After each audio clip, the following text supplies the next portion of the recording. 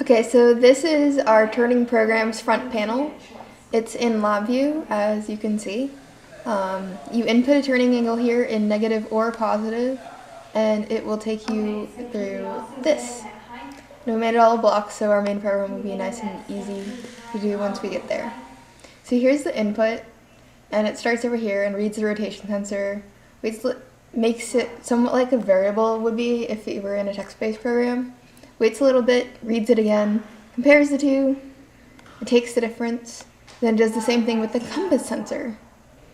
Then it goes over here and we divide it by 2, or we add them together and divide it by 2 for the average. Then we compare that number against the original one. And this giant thing over here is basically an if statement. And we have 2 different things for if you input a negative value or a positive value. So what happens here differs. Like right now it's basically telling you the turning angle is 0, so you're not turning. And so it just says to brake. And it says you're done here in the little corner.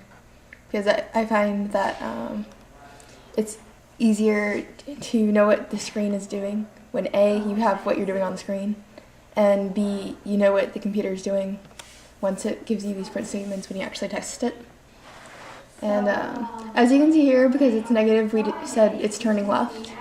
So if I change this, it's basically saying you're turning left still, so you're not done yet.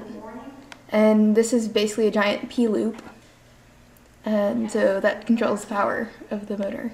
And you can just go through all the cases, and it's pretty similar.